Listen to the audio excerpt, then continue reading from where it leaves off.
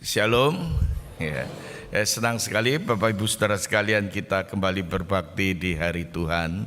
Saya yakin kita semuanya merasakan berkat Tuhan. Kita sudah ada di bagian akhir tahun ini dan kita bersama gereja Tuhan dalam persiapan memasuki Natal. Hari ini adalah minggu Advent pertama yang kita rayakan bersama gereja Tuhan di segala tempat, saudara. Saudara sekalian, kita tetap dalam fokus pembahasan dari eksposisi kitab Yosua. Mungkin kita bertanya, saudara, kan ini bulan Natal, Pak, ini bulan Advent, kenapa masih Yosua, saudara? Saudara, saya katakan membahas kitab Yosua sangat tepat sekali di bulan-bulan Advent Natal. Saudara, kenapa demikian, saudara? Sebetulnya nama Yesus hubungannya dengan Yosua, saudara. Saudara, kita perhatikan, saudara, asal usul nama Yesus itu adalah Yosua. Bahkan di dalam bahasa Ibrani, dalam bahasa Hebrew, itu Yosua dengan Yosua dan Yesus itu sama. Saudara, dalam bahasa Ibraninya itu Yehosua, itu Yesus. Saudara-saudara, Yosua ini nama asalnya bukan Yosua sebetulnya. Nah, saudara, nanti saya kasih PR untuk yang dikedup-kedup, saudara. Nama Yosua itu nama asalnya apa, saudara? Kan ini nama yang diberikan oleh Musa. Musa memberikan nama Yosua. Nah, saudara-saudara yang dikasih Tuhan, kita tahu, saudara-saudara, Yosua itu nama asalnya, nama sebelumnya adalah Hosea. Nah, saudara perhatikan, saudara, ya. Musa waktu panggil dia bukan lagi Hosea tapi Yosua. Apa arti daripada Hosea, saudara? Hosea itu artinya salvation, keselamatan. Keselamatan. Yosua, saudara-saudara, itu terdiri dari dua kata, Yahweh dan Hosea. Nah, saudara, ini sebagai pemahaman untuk kita menghantar kembali kitab Yosua, saudara. Artinya salvation, keselamatan, Allah yang menyelamatkan itu. Yosua itu artinya Yahweh save, Tuhan Allah yang menyelamatkan. Sehingga saudara-saudara, kalau nama Yosua ini menjadi asal usul nama Yesus yang artinya adalah Allah menyelamatkan. Amin. Amin. Tuhan menyelamatkan. Nah, saudara-saudara, maka kita melihat di bagian kitab Yosua, saya katakan di bulan Advent ini tepat sekali, saudara. Ya, kita akan lanjut minggu depan satu pasal lagi atau dua pasal, dan kita break sebentar Yosua karena masuk di dalam topikal, dan kita masuk lagi pada tahun yang akan datang. Nah, saudara-saudara, kita baru saja kalau memperhatikan, saya memberikan tema apa yang harus ada dalam kehidupan Kristen. Apa yang harus ada?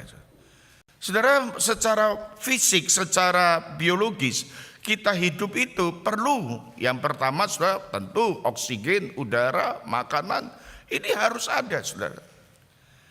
Tetapi di dalam perkara rohani, saudara-saudara, apa yang harus ada, saudara? Bapak Ibu Saudara sekalian, baru saja kita melewati pasal yang ke-6. Saya katakan pasal 6, di mana kisah pasal 6 Yosua ini adalah kisah victory, kemenangan. Di mana mereka masuk ke satu kemenangan yang gemilang, saudara-saudara.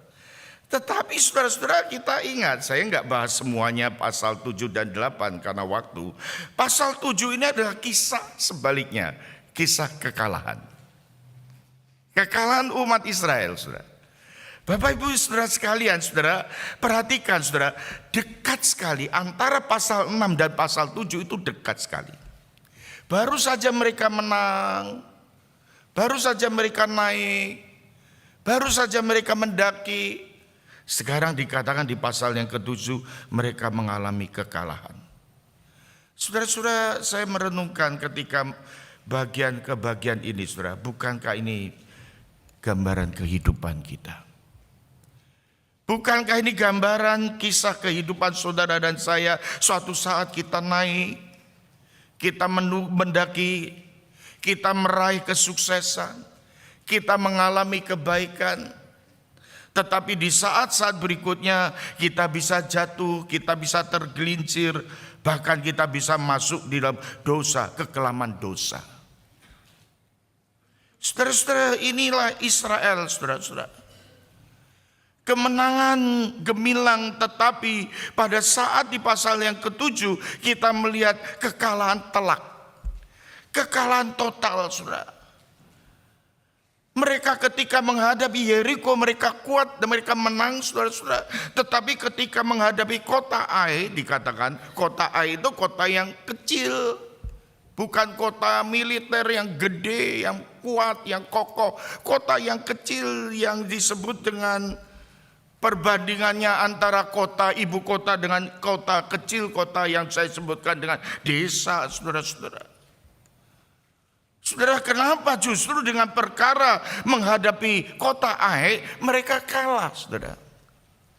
Ringkasnya, saudara-saudara, kalau saudara memperhatikan di pasal yang ke-7 ayat yang ke-1, karena Israel berubah setia. Saudara-saudara, berubah setia, bahkan mereka mengambil barang-barang yang dikhususkan. Dan di sana dicatat pelakunya adalah Akan. Akan ini, saudara-saudara, karena saudara-saudara ada satu pepatah Indonesia, saudara-saudara, satu orang makan mangga, semua orang kena getahnya. Rupanya umat Israel mereka mengalami akibat konsekuensi dosa daripada Akan ini. Kegagalan itulah, saudara-saudara, di dalam mereka menaklukkan kota Ai. Karena apa, saudara? Berubah setia. Secara detail dikatakan di sana ayat-ayat di pasal 7 itu mereka melanggar perjanjian, mereka mengambil barang-barang yang dilarang Tuhan, mereka mencuri barang-barang carahan, mereka berdusta, mereka berbohong, mereka menyembunyikan dosa. Dan Tuhan yang Maha Tahu, Tuhan yang Maha Kuasa, Tuhan yang tahu, saudara-saudara, apa yang diperbuat oleh umatnya. Akibat ketidaktaatannya inilah akibat dosa dan hukuman itu terjadi. Nah, saudara-saudara, kita masuk di bagian yang kedua. Saya membawa saudara merenungkan. Ini latar belakangnya. Yang kedua, saudara-saudara, kita perhatikan, saudara. Kemudian kalau kita memperhatikan pasal 8, saudara. Kemudian Tuhan berfirman kepada Yosua, jangan takut, jangan kecut hati. Saudara-saudara, perhatikan, saudara, rupanya saudara-saudara di tengah-tengah kegalauan, di tengah-tengah kegelisahan, di tengah-tengah kesunyian, di tengah-tengah kesedihan, kekecewaan Yosua melihat, menyaksikan dosa yang telah diperbuat oleh Akan dan berakibat kepada umat Allah, saudara-saudara. Di tengah-tengah down, di tengah-tengah ketidakberdayaan. Di sini pasal 8 ayat yang pertama dikatakan Tuhan datang kepada Yosua. Tuhan berinisiatif di hadapan Yosua. Bahkan Tuhan memberikan satu kata-kata yang bernada, bahkan bernuansa, berdasar kepada kata-kata encourage. Kata-kata yang disebutkan jangan takut, jangan kecut. Tuhan berinisiatif kepada Yosua dengan kata-kata dorongan dan kata-kata yang penuh berkat itu mengalir dalam kehidupan Yosua. Saudara-saudara, kemudian berfirmanlah Tuhan, saudara. Kata sambung ini di dalam bahasa Ibrani itu diperjelas sekali. Kemudian, dan dikatakan, Yosua tidak berhenti di sana, ada Allah yang bertindak di sana, saudara-saudara. Saudara melihat di pasal yang ke-7 di ayat yang terakhir, saudara-saudara, di tengah-tengah keberdosaan umat Allah, Allah itu bersabar, Allah berbelas kasihan, Allah memberi disiplin kepada mereka, mengajar mereka, tapi belas kasihan Tuhan itu menaungi umat Tuhan. Mereka di tengah-tengah kesunyian, di tengah-tengah kegelapan di situ, mereka dikatakan murka Allah itu surut, dikatakan di sana.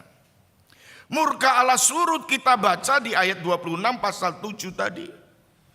Dan sekarang Allah berbicara kepada Yosua, Allah memberikan encouragement, memberikan dorongan bagi Yosua, bahkan bagi seluruh umat Tuhan. Di tengah-tengah kecewaan itu, saudara-saudara, di ayat yang ke-1, ayat yang kedua, saudara, kalau saudara membaca ini secara ringkas, nanti bisa dilihat di YouTube, melihat ayat-ayat yang berkaitan. Itu saya sebut dua sisi, karena saudara-saudara, ini adalah relasi yang dekat. Dua bagian ini, saudara-saudara, ada simetris, ada kesamaan, saudara-saudara. Ayat 1 dan 2 dikatakan Tuhan itu berinisiatif memberikan dorongan kepada Yosua. Saudara-saudara, yang kedua ayat 3 sampai 9, saudara, di sana Tuhan memberikan perintah. Saudara, kita melihat imperatif daripada Alkitab, perintah Alkitab yang memerintahkan ini dan itu selalu dilatar belakangi dengan statement, declaration, pernyataan anugerah Tuhan yang berinisiatif. Dan ayat 10 sampai ayat yang ke-13 kalau kita memperhatikan di sana, saudara, Yosua dan seluruh Israel itu kembali bangkit, naik dan menyerang sesuai dengan perintah petunjuk Tuhan. Saudara, ayat 14 dan 17 sampai 17 di sana dikatakan kemenangan atas Ai, kota Ai. Simetris di bagian yang kedua, saudara-saudara, kalau kita memperhatikan bagian yang kedua ini adalah, yaitu kalau kita perhatikan ayat 18, firman Tuhan itu datang lagi. Firman Tuhan datang lagi kepada Yosua dengan memberikan dorongan untuk agar maju kembali. Don't give up, maju. Saudara, untuk maju itu enggak gampang, saudara. Tetapi saudara, untuk maju itu diperlukan ada satu tenaga, ada satu energi, ada satu spirit. Dan firman Tuhan ini datang kepada Yosua. Bagian yang kedua ini adalah bersifat bukan hanya perintah, tapi Tuhan sudah memberikan direction supaya tindakan nyata, konkret. Actionnya, saudara. Iman itu bukan talk only, hanya ngomong, tetapi action, tindakan, bertindak. Sebuah tindakan yang nyata. Ayat 19, ayat 20, ayat 21, ayat 22, ayat 23, saudara, Yosua dan seluruh Israel kembali menyerang kota Ai. Bahkan ayat 24 sampai 29, Israel, umat Allah, Yosua mengalahkan Ai. Firman Tuhan tadi saya katakan janganlah takut, janganlah tawar hati, bawalah seluruh tentara dan bersiaplah maju ke Ai. Dan di ayat itu dikatakan, ketahuilah aku akan menyerahkan kepadamu raja negeri Ai dengan rakyatnya, kotanya, negerinya. Haruslah kau lakukan kepada Ai dan rajanya itu seperti kau lakukan kepada Yeriko dan rajanya. Kita tahu kemenangan yang pertama terhadap Yeriko. Hanya barang-barang dan ternaknya boleh kamu jarah, suruhlah orang bersembunyi di belakang kota itu. Saudara-saudara, kita perhatikan di sini ada strategi perang. Saudara yang punya pemahaman kelompok kecil, pikirkan, saudara, apa bedanya strategi perang di kota Yeriko dengan strategi perang di kota Ai? Berbeda. Tetapi intinya sama, saudara-saudara, Allah bertindak di dalam peperangan itu. Saudara, Yeriko, Israel itu diminta untuk berkeliling di kota itu. Berkeliling, saudara. Tetapi strategi penyerangan kota Ai itu bukan berkeliling, saudara, tapi menyergap, maju, menyergap, bahkan menjebak, saudara. Dua strategi. Ada yang di depan, ada yang di belakang, saudara. Orang yang bersembunyi itu, Yosua memilih 30.000 prajurit. Pilihan daripada Yosua. Saudara, di situ kita melihat sesuai dengan perintah Tuhan, mereka bersembunyi. Yosua bersama orang-orangnya itu mendekat dari depan. Jadi ada dari belakang, ada dari depan. Ada dua grup, ada dua kelompok. Saudara, ayat 12-13 itu Yosua menyuruh 5.000 orang bersembunyi di antara Betel dan Ai. Saudara-saudara, ayat 18-19 tadi kita telah bacakan, saudara. Dengan apa, saudara, dikatakan firman Tuhan, acungkanlah lembing yang ada di tanganmu ke arah Ai itu. Ngacungnya bukan begini, ini acungkan tangan. Mengangkat tangan, menyerahkan kota itu ke dalam tanganmu. Yosua merespon dengan mengacungkan lembingnya ke arah kota Ai itu. terus menerus mengacungkan. Bukan mengacung berhenti turun, tidak. Dia terus mengacungkan dikatakan di sana. Sehingga kota Ai dapat dikalahkan. Dapat ditumpas. Saudara-saudara, ini mengingatkan kita pada kisah kitab Keluaran di mana Israel, di mana pada waktu Musa mengalahkan orang Amalek di Rafidim, Keluaran 17. Di sana kita menyaksikan Musa, saudara-saudara, mengacungkan tongkat di tangannya, di mana di sana ditopang oleh Harun yang ada di sampingnya Hur, mengangkat tongkat itu, saudara. Saudara dan saya hari ini kalau kita mengangkat tangan, saudara bertahan berapa lama, saudara?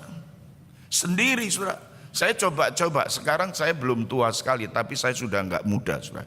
Saya ikut upacara bendera 17 Agustus itu dulu waktu anak remaja, saya biasa lama. Sekarang lagu Indonesia Raya kan cukup panjang ya kan.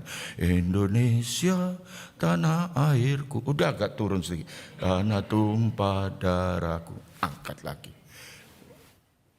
Saya bayangkan saudara-saudara ketika Musa mengangkat tangan, mengangkat tongkat itu saudara-saudara. Di sanalah kita melihat ada Hur, ada Harun yang ikut menopang saudara. Kehidupan kita, kehidupan bersama kita, kehidupan saudara dan saudari, kehidupan suami istri, kehidupan sebuah keluarga, kehidupan sebuah jemaat itu digambarkan simbolnya adalah kita sedang mengangkat tongkat itu. Saudara-saudara, Tuhan yang menentukan kemenangan mereka. Tuhan yang berperang bagi Israel, saudara. Bapak ibu saudara sekalian, kalau kita perhatikan bagian ini saudara, Tuhan dengan demikian mereka Yosua mengacungkan lembingnya ke arah Ai. Di sana merupakan tanda Tuhan berperang, saudara. Tanda Tuhan menentukan kemenangan bagi umatnya. Dan dikatakan apa? Akhirnya ayat 21, 22, bahkan seterusnya ayat 28, 29. Oh, kita menyaksikan keajaiban, saudara. Mereka dikalahkan, Ai dikalahkan, saudara-saudara. Bahkan dengan dikalahkan 12.000 orang laki-laki dan perempuan di ayat 25. Dan ayat 28, 29 kita memperhatikan di bagian itu. Raja Ai pun digantung mati. Kejam. Saudara-saudara harus ingat, saudara-saudara, di dalam kehidupan di waktu itu, saudara-saudara, hukuman itu adalah digantung. Saudara, ini adalah konsekuensi digantung itu, saudara-saudara, digantung mati, saudara. Setelah matahari sebelum terbenam, mayat itu harus diturunkan dari tiang itu. Mengingatkan kita betapa besar kok pengorbanan Yesus. Ketika kita menyaksikan Yesus mati di atas kayu salib, digantung di sana, saudara. Dia tidak berdosa, dia suci, dia murni, dia kasih, dia Allah yang rela menjadi manusia, tetapi menanggung konsekuensi dosa manusia. Akibat dosa itu, kegagalan manusia, konsekuensi ini digantungkan, ditanggungkan di dalam Kristus kita. Ditanggungkan di dalam Tuhan kita Yesus Kristus. Maka di bagian terakhir ini mari kita memperhatikan satu bagian. Di ayat yang ke-30 dan kita lanjutkan sampai 35. Saudara-saudara, kenapa ayat 30 ini saya ambil satu kalimat ini. Di sana dikatakan Yosua mendirikan mezbah di Gunung Ebal bagi Tuhan dan membacakan hukum Taurat. Saudara-saudara, indah sekali dan penting sekali penulis menuliskan ayat ini, saudara-saudara. Penulis ingin menekankan ada satu peralihan besar. Ada satu peralihan besar, ada satu momen yang penting di sana. Di mana di saudara kalau perhatikan di ayat 29 tadi, yaitu di mana mereka masih berada di pintu gerbang Ai. Mereka masih ada di depan pintu gerbang Ai, sedang menyaksikan apa, saudara? Raja Ai itu ditimbun dalam timbunan batu besar. dalam keterkejutan, di dalam menghadapi kemenangan dan sekaligus kengerian di sana, saudara-saudara. Sekarang kita memperhatikan Yosua di sana, saudara. Di saat itu, saudara, dikatakan di ayat yang ke-30, dia ada di Gunung Ebal. Ini gunung yang dekat dengan mana? Sikem. Saudara-saudara, tempat ini penting, saudara. Kenapa? Saya memperhatikan tempat pun itu penting, saudara. Tempat mendeklarasikan kemerdekaan, tempat kita mengingat, itu disakralkan sekarang, saudara.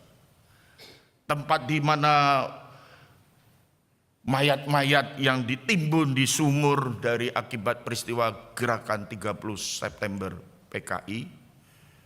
Saudara, itu diperingati, dipelihara di sana.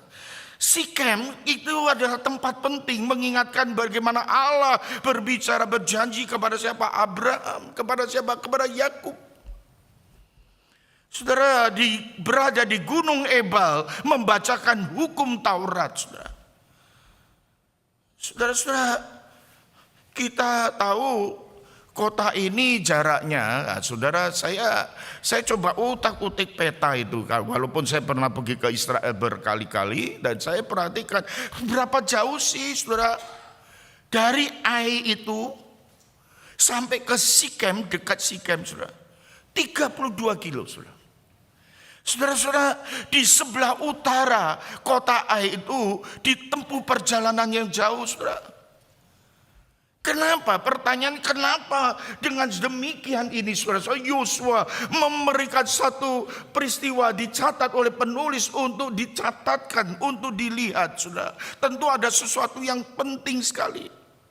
Penekanannya apa, saudara-saudara? Apa yang ingin Tuhan nyatakan di dalam pembacaan Taurat itu, saudara.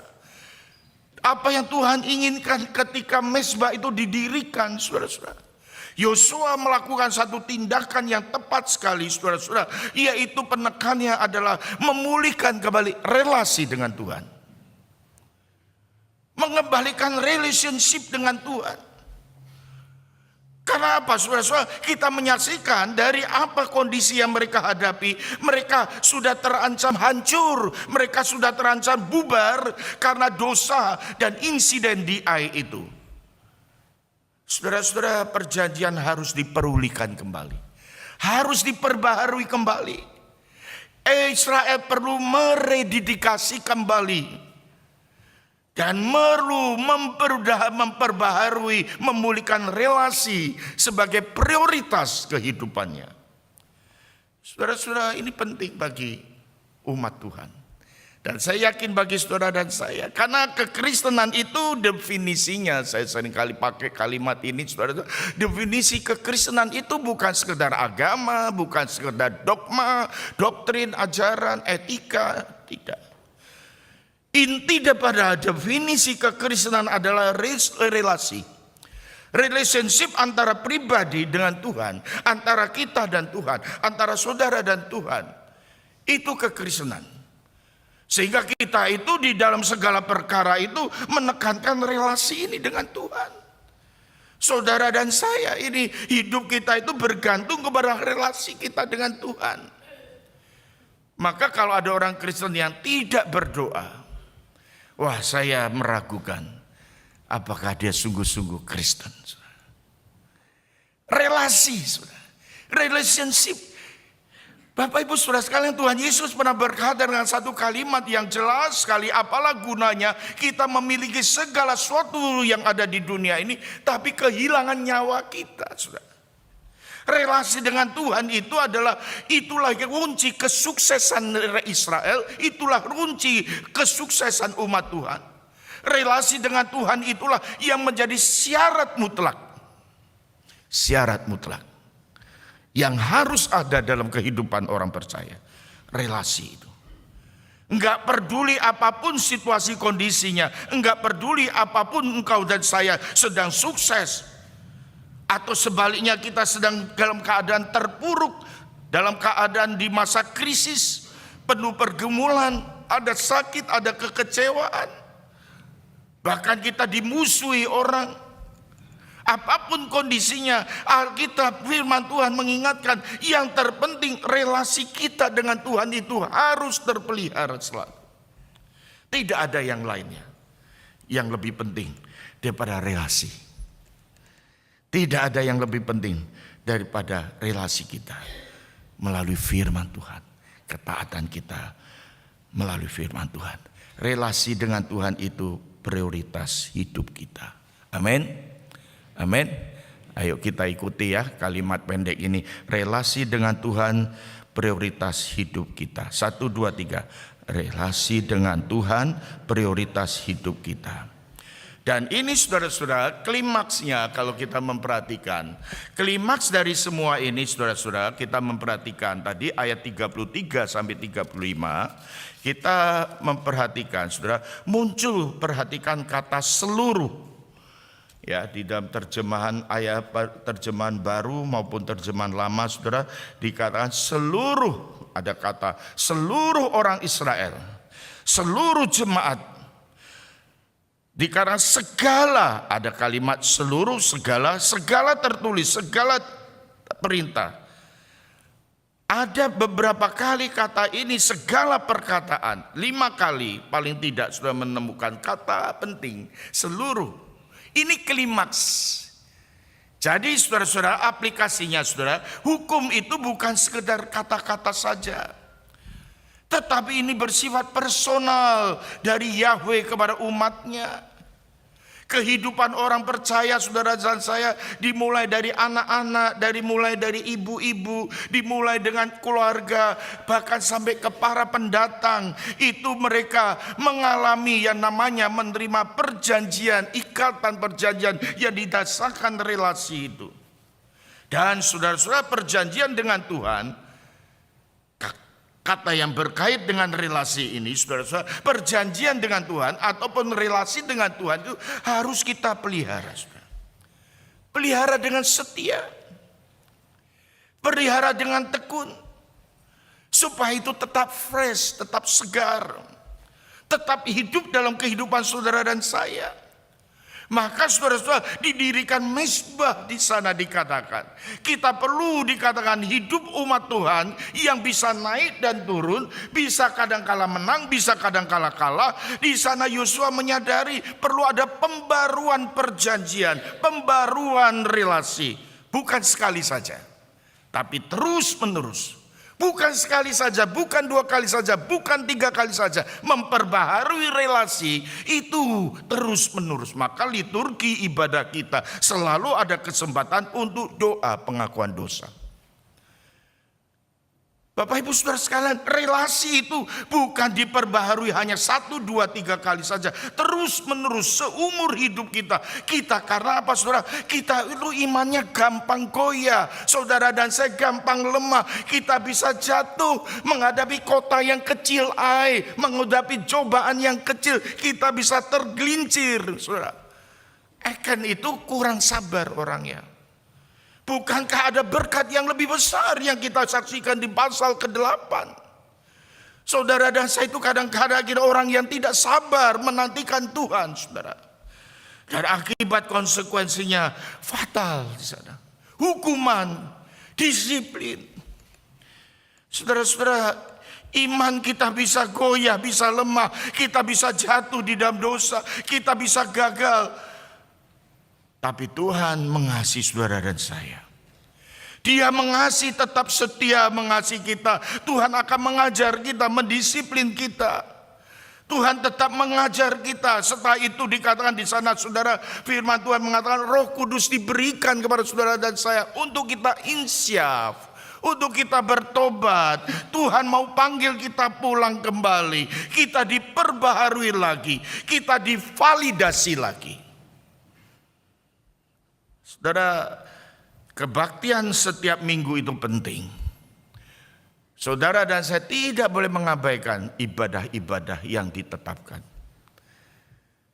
Disitulah tempat kita kembali memperbaharui kehidupan ini.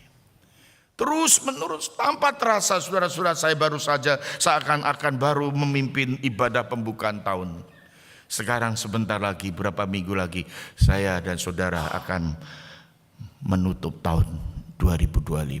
Cepat sekali. Cepat sekali.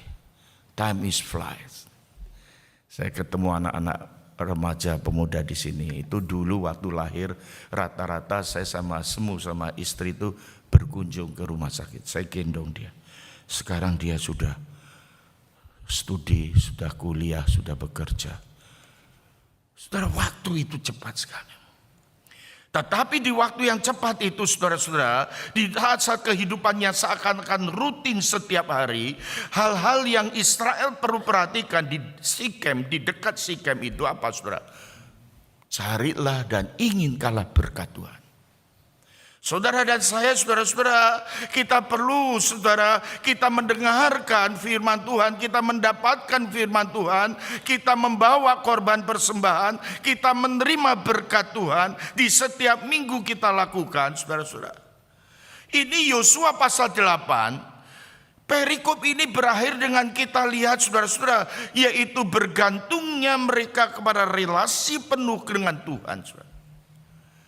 Di akhir pasal 8 ini kita menyaksikan, saudara, kebahagiaan adalah kebahagiaan anak-anak Tuhan. Itu sangat bergantung pada status relasi kita dengan Tuhan.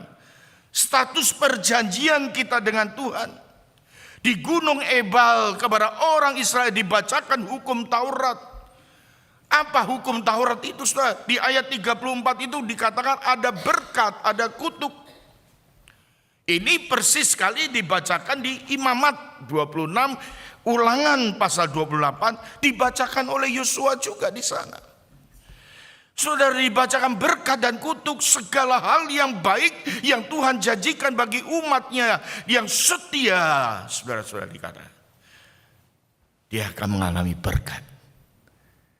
Carilah dan inginkanlah berkat Tuhan, dan hindarilah dan jauhilah kutuk Tuhan. Hindari dan jauhilah kutuk Tuhan. Bagi yang dikatakan di hukum Taurat itu yang tidak setia, dia akan mengalami kutuk. Saudara-saudara, kata yang tidak suka, tapi ini adalah yang kita akan saksikan dalam hidup kita. Dan kita akan mengalami anugerah Tuhan ketika kita menyadari firman ini. Kita buka hati lebar-lebar dan berkata, Tuhan, aku rindu, aku inginkan berkat Tuhan. Berapapun, betapa besar pun harga yang aku harus bayar, aku akan setia mengikut Tuhan, aku akan taat firman Tuhan. Bagaimana bisa taat firman Tuhan kalau kita nggak pernah baca firman Tuhan? Bapak Ibu Saudara sekalian, marilah kita dengan hati yang sungguh-sungguh kita hari ini berkomitmen kembali. Kita memegang satu prinsip, pegang firman Tuhan dalam hidup kita. Dan kita akan mengalami berkat Tuhan. Amin. Amin. Saya titipkan ini selalu kepada para pengusaha, kepada pekerja profesional, kepada para anak-anak muda yang studi. Pegang firman Tuhan, carilah dan inginkanlah berkat Tuhan. Maka di bagian terakhir tadi 3 dan 4 saya ulangi kembali. Pentingnya pembaharuan relasi dengan Tuhan. Pentingnya pembaharuan perjanjian dengan Tuhan. Saudara, ibadah kita pada hari ini adalah memperbaharui perjanjian kita dengan Tuhan. Firman Tuhan hari ini adalah beritanya memperbaharui relasi kita dengan Tuhan. Itu yang harus ada. Supaya apa? Supaya tetap fresh, tetap segar, tetap berdampak dalam hidup kita. Perjanjian itu tidak hanya kita buat satu kali saja, tapi selesai. Saya kagum, saya hormat sekali kepada almarhum Bapak Go Permana yang dikenal oleh jemaat cukup lama. Bapak Kenneth Go dan Ibu setia jemaat yang lama di IPC Renwick. Lika-liku kehidupannya saya akui tidak mudah. Ketika menantunya dipanggil Tuhan di usia yang masih muda, 4 anak masih kecil-kecil. Tapi ayah, opah setia sampai sekarang. Ketika saya menyaksikan upacara pelepasan kebaktian, saya melihat kesetiaan Tuhan di dalam kesetiaan hambanya ini. Penilaian Tuhan itu penting, bukan penilaian manusia. Ketika Tuhan berkata, hambaku yang setia dan baik. Anak-anaknya, cucu-cucunya sekarang sudah ada yang lulus dan baru saja selesai HSC, ada yang kelas 9. Dulu waktu datang masih ibunya sudah gak ada. Siapa yang menolong? Opa omanya. Bergiliran dari opa oma pihak sana, opa oma sini, bekerja sama anak. Air mata saya keluar melihat kekaguman seorang yang sungguh-sungguh berpegang pada janji Tuhan. Ini adalah berkat. Berkat. Saudara, berkat itu bukan perkara yang menghebohkan. Perkara yang kecil itu akan tertumpuk-tumpuk. Kita enggak menyangka. Kalau saya mencatatkan dalam buku harian saya, saudara, berkat Tuhan, saudara, saya katakan aspek berkat Tuhan itu bukan materi saja, jangan kita hitung materi. Saya seringkali mengatakan pada keluarga saya, karena berkat Tuhan itu bukan materi saja, bukan. Saya hari ini gak pernah berkekurangan, tapi juga bukan berlebihan. Semuanya cukup Tuhan sediakan. Seperti doa Bapa kami, berikanlah kami makanan kami secukupnya. Seperti kesaksian seorang ibu yang punya anak yang sedang sakit, tidak ada makanan di rumah. Dia memberanikan diri pergi ke toko roti. Toko rotinya orang ateis, gak percaya Tuhan. Ibu ini berkata, aku mau ngambil roti ini, nanti satu hari kelak aku akan bayar. Dia bilang, kamu hari ini gak bisa bawa apa-apa, gak bisa ambil roti. Saya cuma bisa bawa doa. Pemilik toko roti itu berkata, doa, dengan doa kamu mau bawa roti pulang. Tulis doamu, masukkan timbangan, seberat itu roti akan kuberikan. Dia nulis doa di sebuah kertas, dia lipat, dia taruh di timbangan itu. Bapak penjual roti itu taruh di sini.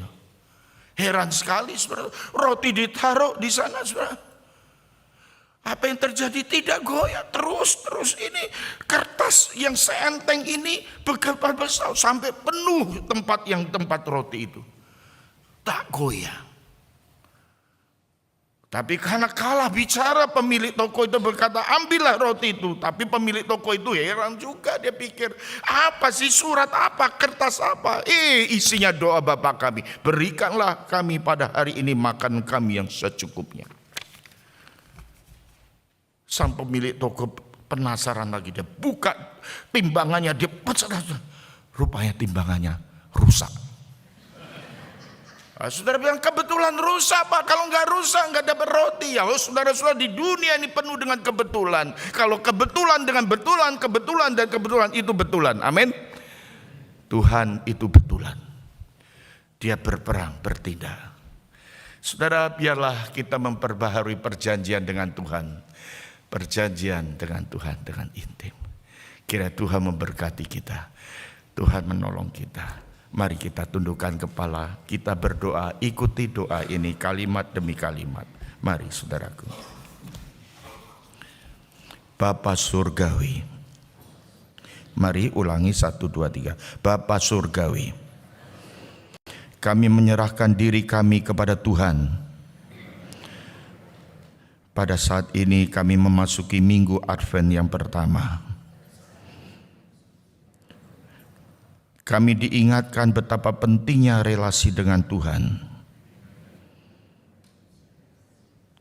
Ya Tuhan, kami datang kepadamu.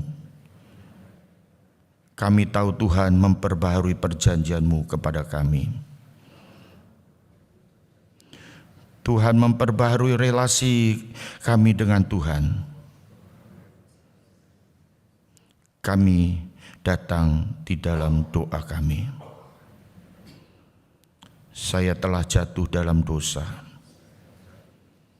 Saya telah berlaku tidak setia. Saya seringkali tidak taat firman. Tuhan, berbelas kasihanlah. Tuhan, bermurah hatilah. Dan perbaharuilah perjanjian ini. Perbaharuilah relasi ini. Terima kasih ya Tuhan. Biarlah kami pulang dari tempat ibadah ini menjadi seorang yang baru, bermotivasi baru, bermotivasi benar, dengan tujuan yang benar, yaitu memuliakan Tuhan, mengerjakan panggilan Tuhan di dalam hidup kami. Tuhan dengar dan tolonglah doa kami.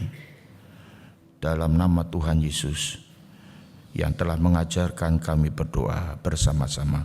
Bapa kami yang di surga, dikuduskanlah namamu, datanglah kerajaanmu, jadilah kehendak-Mu di bumi seperti di surga. Berikanlah kami pada hari ini makanan kami yang secukupnya, dan ampunilah kami akan kesalahan kami, supaya kami juga mengampuni orang yang bersalah pada kami. Dan janganlah membawa kami dalam pencobaan, tapi lepaskanlah kami daripada yang jahat, karena Engkau yang mempunyai kerajaan dan kuasa dan kemuliaan sampai selama-lamanya. Amin.